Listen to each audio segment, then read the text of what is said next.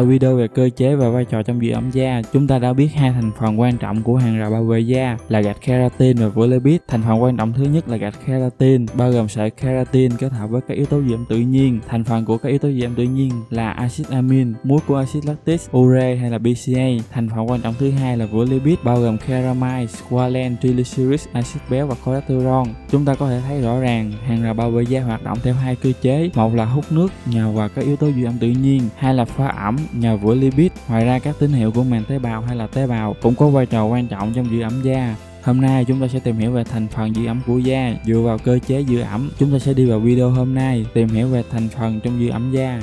Theo cơ chế giữ ẩm của da, chúng ta có thể phân loại các thành phần giữ ẩm thành 4 loại. Thứ nhất là những chất cấp ẩm, thứ hai là những chất phá ẩm, thứ ba là những chất làm mềm và cuối cùng là những chất có chức năng phục hồi protein. Những chất cấp ẩm hoạt động theo cơ chế thu hút và giữ nước. Cấu trúc phân tử của nó có điểm chung là có nhiều nhóm hydroxy hoặc là những nhóm ưa nước khác có thể tương tác thông qua liên kết hydro với các phân tử nước. Các chất cấp ẩm có thể là hữu cơ hoặc là vô cơ. Những chất cấp ẩm này có thể hút nước từ môi trường hoặc là hút nước từ lớp biểu bì. Nó phụ thuộc vào độ ẩm tương đối của môi trường.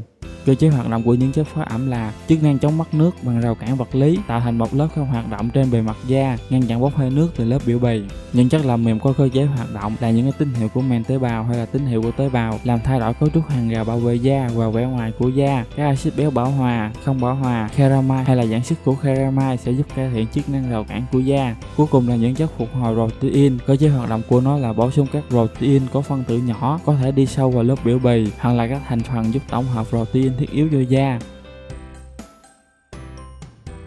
Tiếp theo, chúng ta sẽ tìm hiểu về thành phần trong giữ ẩm da. Thứ nhất là những chất cấp ẩm. Những chất cấp ẩm lý tưởng là những chất có khả năng hấp thụ độ ẩm cao, không độc hại và an toàn khi sử dụng, ít mùi và màu, độ nhức thấp, không phản ứng với các thành phần khác và chi phí thấp. Các chất cấp ẩm thường sử dụng trong mỹ phẩm là glycerin, là chất giữ ẩm rất phổ biến, được sử dụng rất nhiều trong các công thức. Glycerin có khả năng hút 25% nước trong môi trường, có độ ẩm tương đối là 50%. Glycerin có nhược điểm là hơi dính khi sử dụng ở nồng độ cao, vì vậy nó cần kết hợp với các chất hút ẩm khác. Tiếp theo là Robadion, là chất có hoạt động tương tự như glycerin với cảm giác da tốt hơn, có thể kết hợp với glycerin. Chú ý phần trong mặt đơn là tên thương mại và nhà cung cấp của nó. Còn tên Robadion còn gọi là Enkinem của nó. Bạn có thể nhìn thấy nó ở nhãn sau của sản phẩm ở một thành phần. Đương nhiên ở đây không phải là mục đích quảng cáo. Tiếp theo là Hydroxy Ethyl-ure, loại gel chứa 5% Hydroxy Ethyl-ure được chứng minh có đặc tính giữ ẩm tương tự như glycerin. Hydroxy Ethyl-ure cho feeling tốt hơn nhiều so với glycerin và sodium BCA.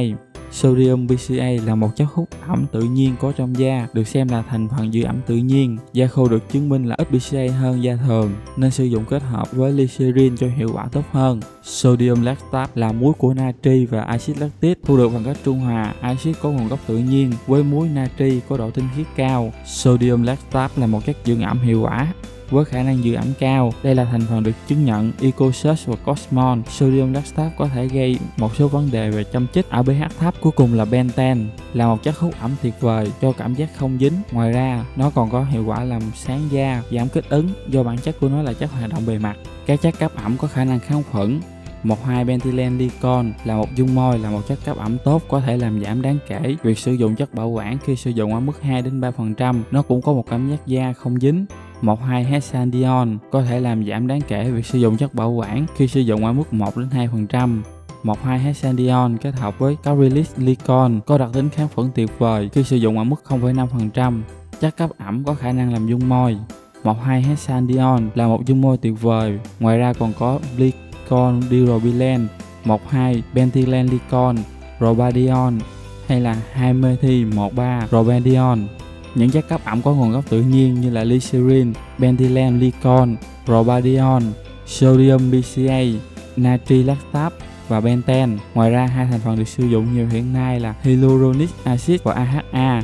Hyaluronic acid là một chất dưỡng ẩm tốt cho da. Ngoài ra, nó còn có nhiều chức năng tuyệt vời khác phụ thuộc vào cấu trúc phân tử của nó. Đương nhiên, tôi sẽ làm một video về các thành phần này vì nó khá là hay. alpha hydroxy acid hay còn gọi là AHA, bao gồm glycol acid, citric acid, malic acid, tartaric acid hay là acid lactic. AHA là một chất dưỡng ẩm tốt, ngoài ra nó còn có nhiều công dụng khác cho da. Đây là thành phần được xem là ranh giới của kẻ thù và tình bạn, vì nó phụ thuộc vào nồng độ và pH sử dụng trong sản phẩm. Vì vậy, cần hiểu biết khi sử dụng thành phần này để có được những chức năng tốt nhất cho da. Tiếp theo là những chất phá ẩm. Những chất phá ẩm lý tưởng là những chất không độc hại và an toàn khi sử dụng, ít mùi và màu, không phản ứng với các thành phần khác, ít bị oxy hóa bởi không khí. Cần quan tâm đến tỷ lệ axit béo bão hòa và không bão hòa, axit béo chuỗi ngắn và axit béo chuỗi dài và có chi phí thấp. Những chất phá ẩm từ hydrocarbon thường được sử dụng như là caprylic, caprylic, triglycerid. Đây là thành phần được sử dụng nhiều trong các sản phẩm mỹ phẩm, là một chất làm mềm, là một chất phá ẩm có độ lan tỏa trung bình, phù hợp với tất cả các loại mỹ phẩm.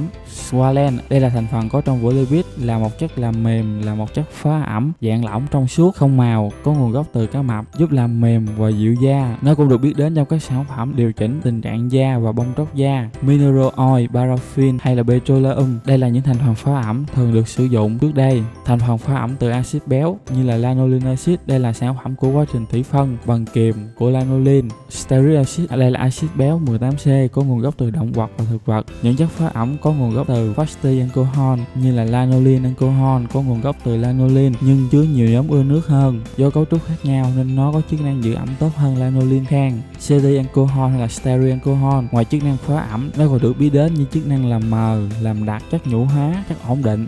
Phospholipid giúp tăng cường hàng rào bảo vệ da, hydrat hóa da, giảm các đường truyền tín hiệu viêm. Sterol, những chất dưỡng ẩm từ sterol như là cholesterol, đây là thành phần có trong vỏ lipid. Sáp ester như là beeswax, lanolin hay là sáp từ thực vật Cadendilla wax, Canoba wax. Tiếp theo là những thành phần làm mềm. Những đặc điểm mà bạn cần quan tâm là feeling trên da, khả năng lan truyền, độ mượt, độ bay hơi, khả năng tương thích với các thành phần khác, độ ổn định thủy phân, tính lưu biến, đặc biệt là khả năng kích thích tín hiệu tế bào và màng tế bào. Chúng ta có thể phân loại trong nhóm này là những chất làm mềm ái nước, là các thành phần hòa tan trong nước như là glycerin, sorbitol đều là những chất làm mềm. Thuật ngữ chất làm mềm bao gồm cả những cái chất phá ẩm và cấp ẩm. Thứ hai là chất làm mềm ái dầu, là chất làm mềm không hòa tan trong nước. Nói chiếm đa số các chất làm mềm, chúng ta có thể chia nhỏ hơn là chất làm mềm phân cực, bao gồm các dầu tự nhiên như là dầu ô liu, dầu jojoba hay là dầu avocado. Dạng ester như là octi, palmitate hay là hydrogenase poly, isobutane hay là ethylhexy, isonomnonas. Ancol như là octi, dodecanoid. Chất làm mềm không phân cực như là mineral oil hay là isohexadecan. Chất làm mềm silicon lỏng như là dimethicone hay là phenidimethicone. Chất làm mềm tự nhiên là các thành phần như là tocopherol, terol, carotenoids. Không phải là dầu thực vật nào cũng có thể sử dụng làm chất làm mềm. Chúng ta có các dầu thường hay sử dụng như là dầu castor oil, thường dùng trong các sản phẩm như là son để giúp tăng độ trượt trên da và giúp giữ ẩm và giúp làm mềm da, hay là dầu jojoba có một cảm giác tuyệt vời trên da, nhanh chóng hấp thụ qua da, hay là dầu hướng dương được chứng minh là tăng cường chức năng rào cản, bảo vệ da, kích thích tổng hợp lipid biểu bì và giảm khô da. Civeter, đây là thành phần được sử dụng nhiều trong các sản phẩm giữ ẩm, giúp sửa chữa làn da bị tổn thương và giảm kích ứng và làm mềm da. Chất làm mềm đa chức năng là thành phần có thể cải thiện cảm giác của da, cung cấp lợi ích khác đáng kể. Chúng có thể được sử dụng trong các công thức làm dày, thay đổi feeling trên da, giúp hòa tan các hoạt chất, tăng chức năng hydrat hóa, độ đàn hồi và giữ ẩm bằng cách giảm mất nước qua lớp biểu bì. Các tính chất hóa lý chính của chất làm mềm là trọng lượng phân tử, độ phân cực, độ nhớt, nhiệt độ nóng chảy và sức căng bề mặt. Cơ chế của nó là thâm nhập vào lipid của lớp biểu bì và điều chỉnh khả năng kết tinh lipid, dẫn đến giảm mất nước qua lớp biểu bì, tăng hydrat hóa và độ đàn hồi, điều chỉnh tăng aquaporin 3, chịu trách nhiệm cân bằng nội môi, điều chỉnh tăng liên kết demosome và các gen biệt hóa biểu bì, đóng vai trò như lipid giả để cải thiện chức năng rào cản của da, hoặc là bắt chước chức năng lipid của lớp biểu bì để giúp sửa chữa hàng rào bị khiếm khuyết, hoạt động như các thụ thể, kích thích PPAR. Những lợi ích chính mà nó mang lại bao gồm bảo vệ da, làm sáng da, giảm nếp nhăn và cải thiện cấu trúc của lớp biểu bì. Các chất làm mềm đa nhiệm thường dùng. Isobide dicarboxylase là một chất giữ ẩm tuyệt vời cho da, được chứng nhận là Cosmol và Ecosus. Ngoài ra nó còn kích thích aquaporin 3, cung cấp hydrat hóa lâu dài, góp phần duy trì chức năng hàng rào bảo vệ da và điều chỉnh các liên kết demosome và keramide. C12-13 ankylactate được chứng minh là làm giảm mất nước qua da, giảm nếp nhăn, giảm bã nhờn, tăng lượng tế bào, tăng độ ẩm cho da và tăng độ mịn cho da. C12-13 ankymalate là một loại lipid không nhờn, rất giống với lớp lipid ngoài cùng của da. Chức năng của nó là dưỡng ẩm vượt trội, mang lại lợi ích trong việc điều trị da lão hóa cũng như là da nhờn bằng cách điều chỉnh bã nhờn. Ester này cung cấp một kết cấu không dính. PPG15 steariether đã được chứng minh là làm tăng độ ẩm và độ đàn hồi của da. Isosteri, isostearate rất hiệu quả trong việc giảm mất nước biểu bì. Isopropi isostearate có hiệu quả trong việc tăng cường hydrat hóa da, là một chất làm mềm không ion có nguồn gốc từ axit isostearate, mang lại đặc tính giữ ẩm tuyệt vời. Dầu hướng dương là một chất kích thích PPAH đã được chứng minh là kích thích tổng hợp lipid biểu bì. Ngoài ra, chất làm mềm còn có công dụng là dung môi, là các chất có thể hòa tan axit salicylic, avobenzone, oxybenzone là các chất chống nắng. Các chất làm mềm có tính năng là dung môi, là các chất có độ phân cực cao để hòa tan chúng và pha dầu và ngăn chặn kết tinh. Các công thức theo thời gian như là BBG15 stearin ether có khả năng hòa tan axit salicylic, hay là dipropylen glycol dibenzoate có thể hòa tan oxybenzone và avobenzone, hay là BBG3 benzyl ether ethihexanoate có thể hòa tan 18% oxybenzone và 18% avobenzone.